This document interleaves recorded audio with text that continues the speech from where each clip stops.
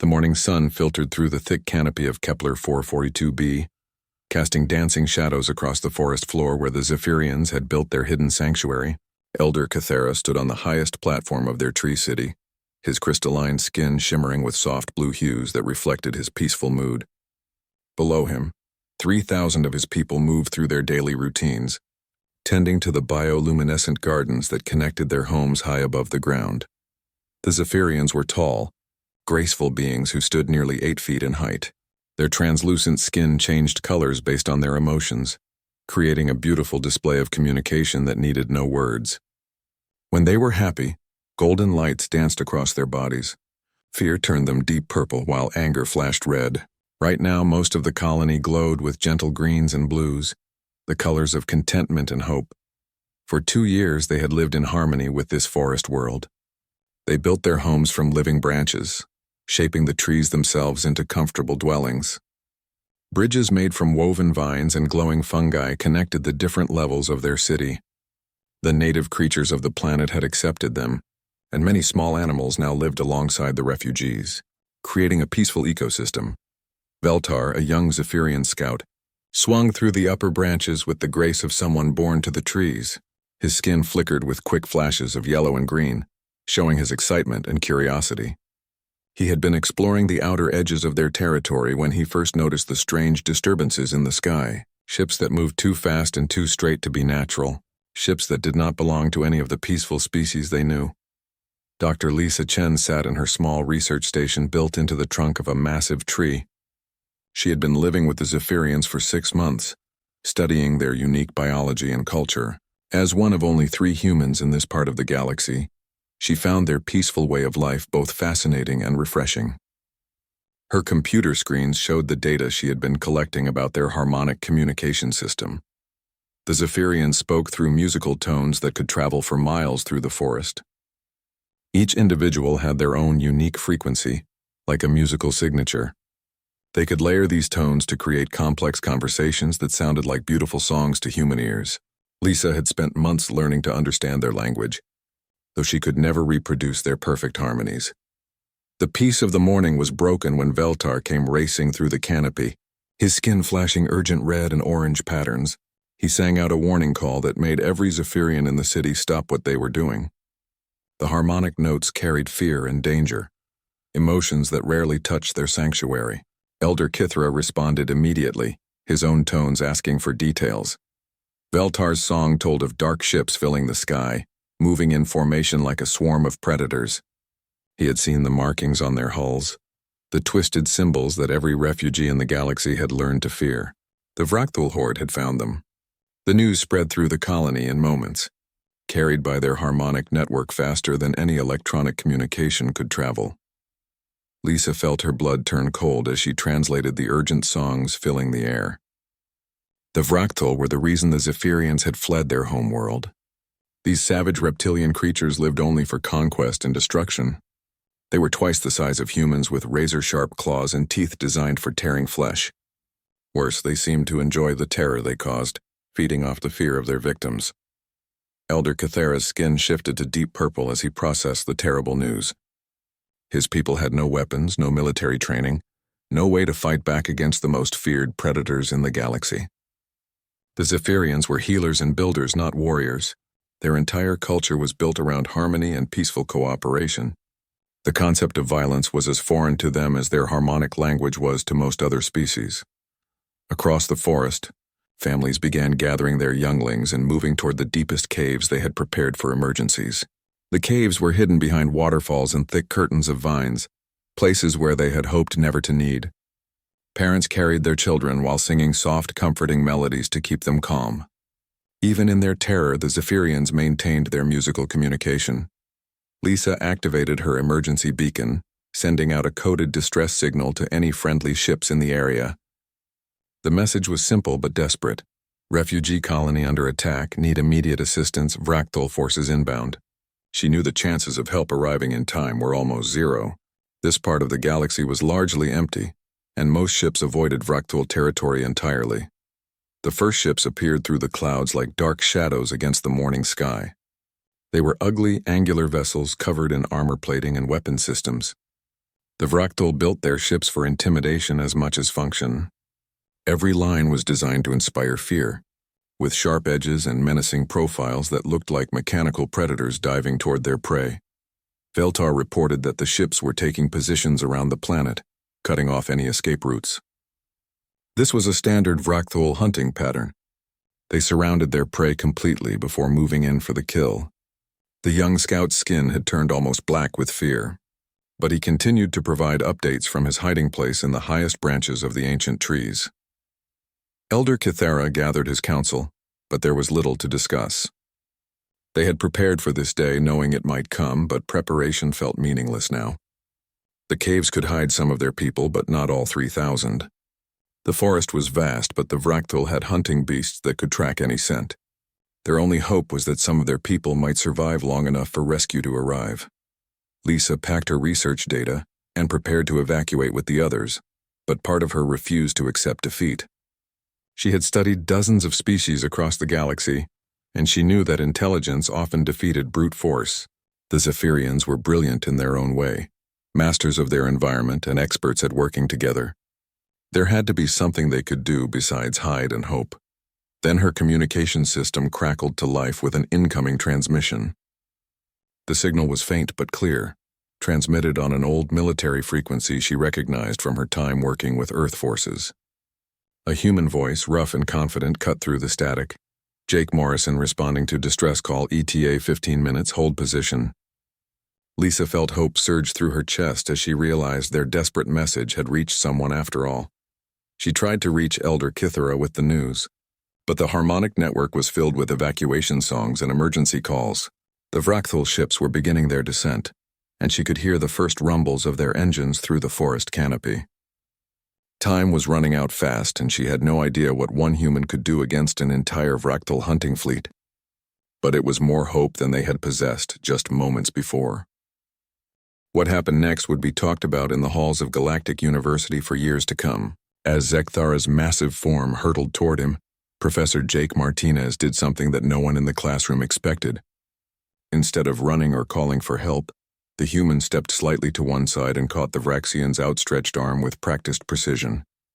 Using the alien's own momentum against him, Jake twisted his body and guided Zekthara past him in a smooth motion that looked almost like a dance. The massive alien found himself spinning through the air before crashing to the floor with a sound that shook the entire classroom.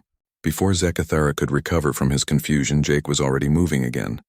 The professor dropped down and applied what looked like a simple hold, but suddenly the 7-foot warrior found himself completely unable to move. Jake's knee was positioned precisely against a nerve cluster that Jake seemed to know exactly how to find. The human's hand pressed against another pressure point on Zekthara's neck that made any struggle impossible without causing the alien serious pain. The entire sequence had taken less than 3 seconds from start to finish. 23 alien students sat in stunned silence as they tried to process what they had just witnessed. Their mild-mannered professor, who spoke softly about cooperation and peaceful coexistence, had just defeated one of the galaxy's most feared warrior species with movements so smooth and efficient that it looked effortless. Mira's crystalline features glowed with amazement while Corvin's mouth hung open in disbelief. "Are you ready to discuss this matter calmly now?" Zekthara Jake asked in the same gentle tone he used for lectures. His breathing was not even slightly elevated despite having just defended himself against a creature twice his size. The professor maintained the hold with minimal pressure, showing that he could have applied much more force if necessary, but chose restraint instead. This is not about proving who is stronger, but about understanding different approaches to problem solving. Zekthara struggled briefly against the hold before realizing that his position was hopeless. The pressure points Jake had found seemed to drain all the strength from his massive muscles. More confusing than the physical restraint was the complete absence of anger or triumph in the human's voice. Professor Martinez was not gloating over his victory or threatening further violence. He was simply maintaining control until the situation could be resolved peacefully. "I yield," the Vraxian growled through clenched teeth. The admission burned in his throat because yielding to a smaller opponent went against everything he had been taught since hatching. In Vraxian culture, defeat brought shame that could last for generations, but there was something about this particular defeat that felt different. The human had not sought to humiliate him or cause unnecessary pain. Professor Martinez had used exactly enough force to stop the attack and no more. Jake immediately released the pressure points and helped Zekthara to his feet with the same care he might show to a student who had simply stumbled. There was no trace of fear or anger in his movements as he steadied the much larger alien. The professor brushed some dust from Zekthara's scales and checked to make sure he had not been injured during their brief confrontation. "Thank you," Jake said simply. "Now perhaps we can continue our discussion in a more productive manner." The classroom door burst open as university security guards rushed in with their energy weapons drawn and ready. The automated systems had finally triggered an alert after detecting the disturbance, but they arrived to find a scene that confused them greatly. They expected to find a human professor injured or worse and a rampaging Vraxian who would need to be subdued with force. Instead, they found both beings standing calmly near the front of the classroom while students watched with expressions of wonder rather than fear. "Everything is under control here," Jake told the security team as they lowered their weapons uncertainly. "We had a brief misunderstanding, but it has been resolved. Student Zekthara and I were just having a passionate academic discussion that got a bit more physical than intended. No one has been harmed, and there is no need for further action." The head of security, a grizzled veteran from the mountain world of Titan Prime, looked back and forth between the human and the Vraxian with obvious confusion.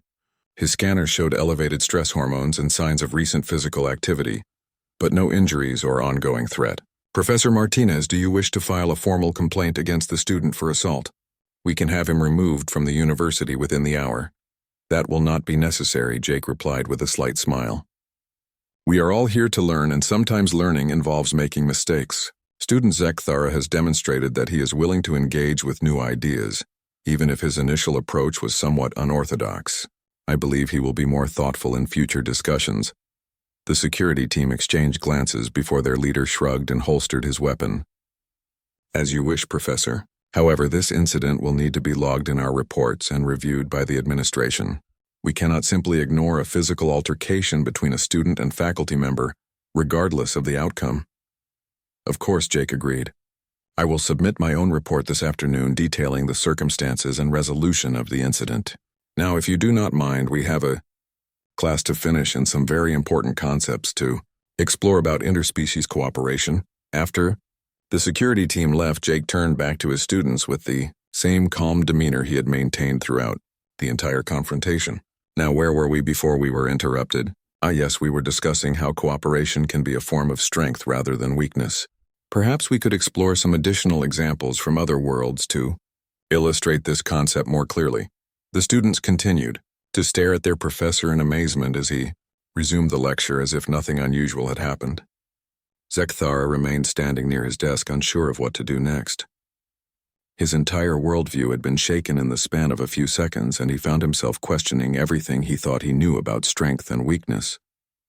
The human had demonstrated physical superiority over a trained Vraxian warrior, but had chosen mercy over domination. This contradiction made no sense within the framework of Zekthara's understanding.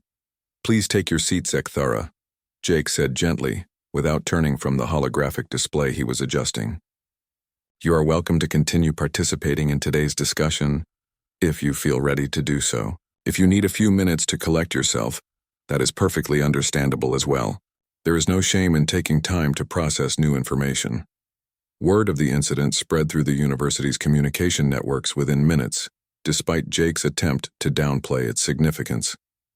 Students from dozens of species began accessing the classroom's recorded footage through official and unofficial channels. The video showed the brief confrontation from multiple angles and revealed details that even the students present had missed. Professor Martinez's movements had been so precise and controlled that they could only have come from extensive training in combat techniques. The death of their war beast shattered the Vrathul formation for only a moment, before their predator instincts kicked in. These were creatures that had conquered dozens of worlds, and they had never encountered serious resistance from prey species. The warrior closest to Jake let out a roar of rage that seemed to shake the very air, calling for the blood of the small creature that dared to fight back. Jake rolled sideways as plasma bolts scorched the log where he had been hiding just seconds before. The Vrathul weapons were crude but effective, designed more for terrorizing populations than precision warfare. He came up behind a cluster of rocks and immediately began picking his targets, each shot carefully placed for maximum psychological impact on the advancing horde. Veltar watched the battle from his hiding place high in the canopy, his crystalline skin flickering between purple fear and yellow curiosity. The young Zephyrian had never seen violence before, but something about the human's movements fascinated him. Jake moved like the forest itself, flowing from cover to cover, appearing and disappearing like a shadow with deadly purpose. The Vrathul began spreading out, trying to flank Jake's position, but the human had already anticipated their move. He had spent the previous few minutes studying the terrain, memorizing every rock, tree, and depression that could provide cover. This was not random fighting. This was tactical warfare practiced by someone who understood both the science and art of combat. Dr. Lisa Chen crouched behind a massive tree trunk, watching in amazement as Jake turned the forest into his personal battlefield. She had read about human military capabilities in her xenobiology studies, but seeing it in action was completely different. Every movement was calculated, every shot placed with surgical precision, every position chosen for maximum tactical advantage. 3 more Vrathul warriors fell to Jake's rifle before they began to understand what they were facing. This was not the panicked, random resistance they had encountered from other species. This prey creature was fighting back with intelligence and skill that none of them had expected. Their roars began to carry notes of confusion mixed with their usual rage. Jake used the forest itself as his ally, leading the Vrathul through paths that Veltar whispered to him through harmonic signals translated by Lisa. The young scout had learned to appreciate the human's tactical thinking and began providing intelligence about enemy movements from his high vantage point. It was the first cooperation between their species, born from desperate necessity. The Vrathul commander, a massive brute with scars covering his armored hide, decided to take personal control of the hunt. He had earned his position by defeating dozens of challengers in single combat, and his experience in warfare stretched across multiple star systems. This small prey creature was embarrassing his forces, and that could not be allowed to continue. Jake found himself surrounded in a small clearing when his ammunition counter showed only 3 rounds remaining in his current magazine. The Vrathul had finally managed to coordinate their movements enough to trap him, and they were closing in from all sides. Their roars filled the air with triumphant hunger as they anticipated the kill that would end this unexpected resistance. The commander stepped into the clearing, standing nearly 12 feet tall and weighing more than half a ton of muscle and natural armor. His roar was different from the others, deeper and more commanding, the sound of a predator that had never known defeat. The trees around the clearing shook from the force of it, and small animals fled in terror from the awful sound. In the canopy above, Veltar's skin had turned almost black with fear for his new human friend. The sound of the Alpha's challenge call was something his people had learned to fear above all others. It was the roar that preceded the death of entire colonies, the sound that meant no mercy and no escape. The young Zephyrian began singing a death song for the brave creature below. Dr. Chen pressed herself against her tree, tears streaming down her face as she realized Jake was about to die fighting impossible odds to protect people he had never met. She had seen the Vrathul Alpha in action before, during the first attacks on Zephyrian colonies. No single warrior had ever survived a challenge from one of these massive predators. The Alpha's roar seemed to go on forever, echoing through the forest and reaching the caves where thousands of Zephyrians huddled with their children. The sound carried all the terrible promise of the Vrathul species, the promise of pain and death and the complete destruction of everything peaceful and beautiful in the galaxy. It was a sound designed to break the spirit before breaking the body. But Jake Morrison did not break. Instead, as the Alpha's roar finally faded into echoes, the human did something that no creature in the galaxy had ever done in response to a Vrathul challenge. He cupped his hands around his mouth, took a deep breath, and shouted back with every ounce of strength in his lungs, "Reload." The word exploded through the forest with such force and confidence that it seemed to punch through the very fabric of reality. It was not just a sound, it was a declaration of war, a statement of absolute defiance that rang with the authority of a species that had never learned to submit. The echo bounced off the trees and returned stronger, as if the forest itself was shouting the word back. For the first time in his life, the Vrathul Alpha felt something he had never experienced before: uncertainty. This small prey creature had not cowered. had not begged, had not shown fear. Instead, it had answered his challenge with something that sounded almost like joy. The Alpha's massive brain struggled to process this completely unprecedented response. Jake slammed a fresh magazine into his rifle with movements so smooth they seemed like a dance. His hands moved with the precision of someone who had performed this action thousands of times, under the worst possible conditions. The metallic click of the magazine locking into place seemed unnaturally loud in the sudden silence that had fallen over the clearing. The other Vrathul warriors had stopped their advance, confused by their Alpha's hesitation and the strange behavior of their prey. In their entire species' history, no creature had ever responded to intimidation with what appeared to be eager anticipation. Their simple predator minds could not understand a species that seemed to grow stronger when threatened. Veltar's skin began flickering with new colors, patterns of amazement and something approaching hope. The human had not just survived the Alpha's challenge, he had answered it with his own battle cry. The young Zephyrian began singing again, but this time his song carried notes of wonder instead of despair.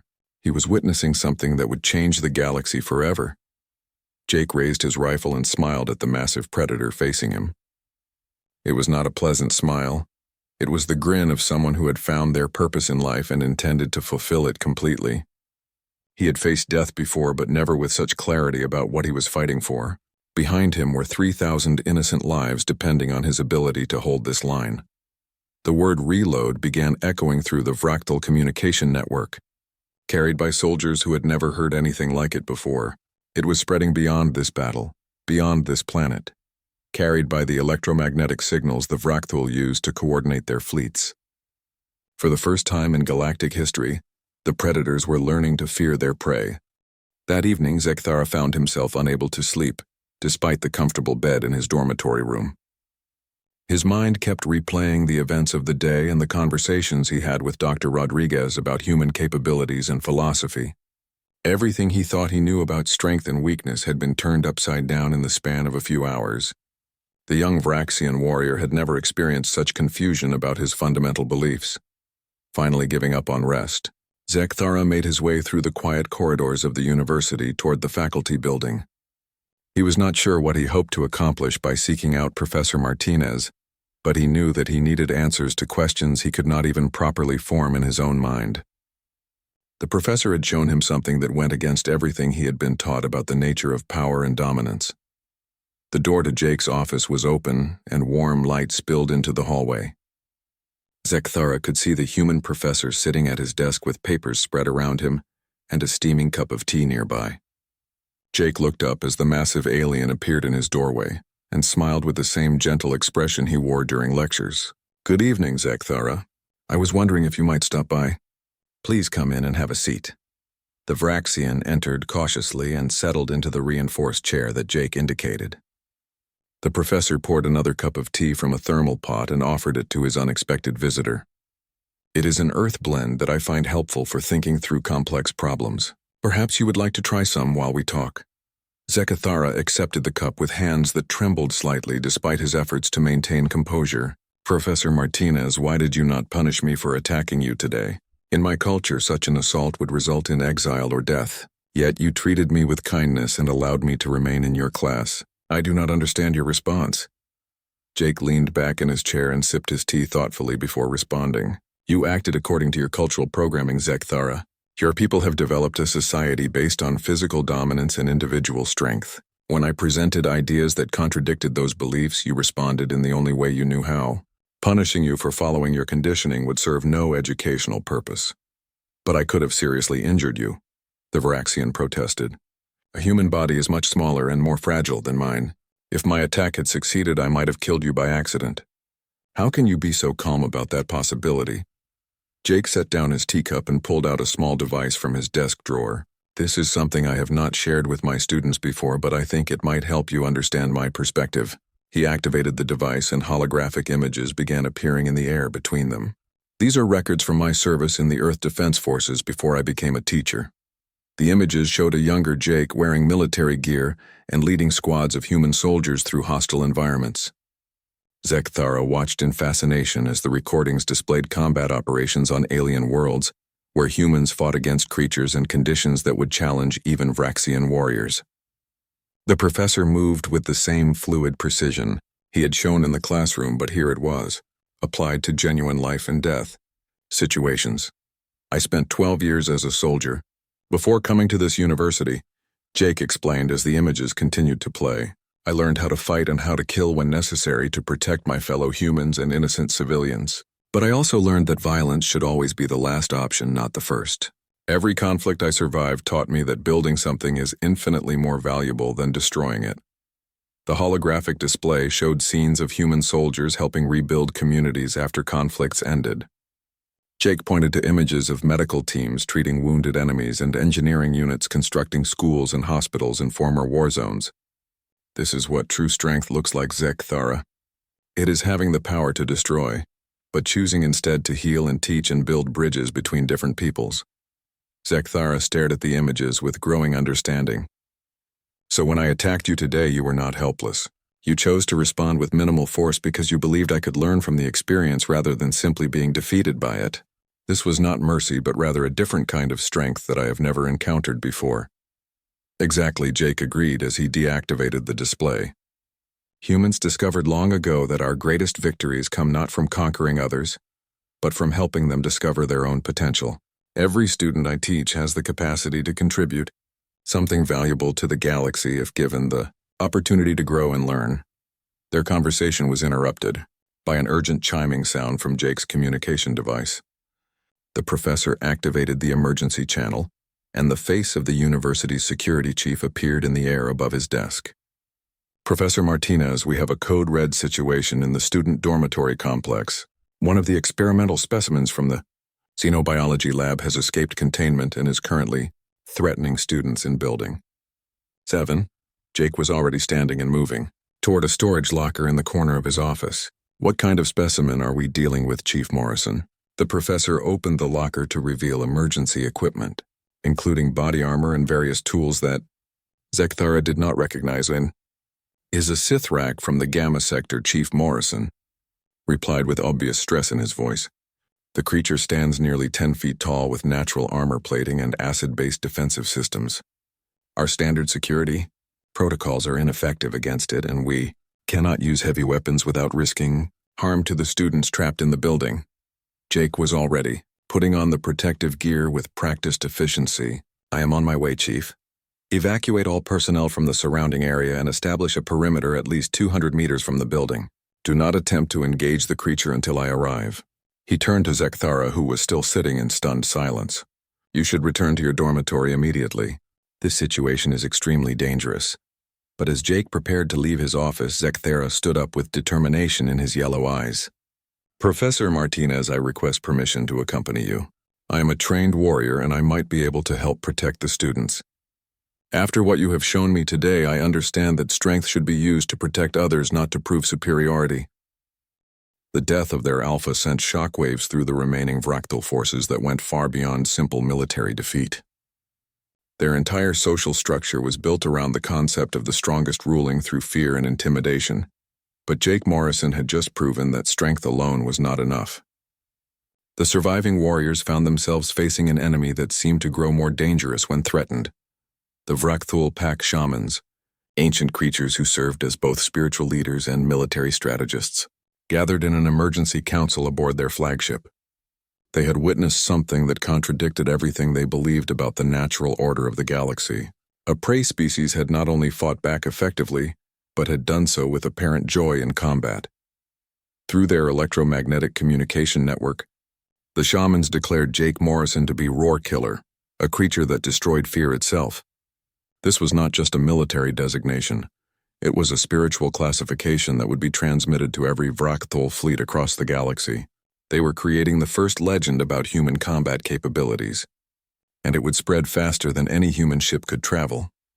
The remaining Vrathul warriors began their retreat, but their departure was unlike any withdrawal in their species' history. They moved quickly and quietly, constantly looking over their shoulders as if expecting the human to appear behind them at any moment. The confident predators who had landed that morning were now nervous prey fleeing from a superior hunter. Dr. Lisa Chen emerged from her hiding place and ran toward Jake, who was sitting on a rock trying to bandage the worst of his wounds. She had medical training from her xenobiology studies, and she immediately began treating the deep cuts left by the Alpha's claws. Jake endured her attention with the stoic patience of a soldier who had been patched up many times before. Beltar descended from the canopy with the fluid grace of his species, his crystalline skin now glowing with colors that Lisa had never seen before. The young Zephyrian was displaying patterns of gold and silver, emotions that she realized must represent admiration and hope. He approached Jake cautiously, then began singing a complex melody that sounded like a combination of gratitude and wonder. Elder Cathera arrived with a procession of his people, moving through the forest in a flowing wave of crystalline beings whose skin patterns created a moving rainbow of emotion. They had all heard Veltar's songs describing the battle, and they came to see for themselves the small creature that had accomplished the impossible. Their harmonies filled the air with music of celebration and reverence.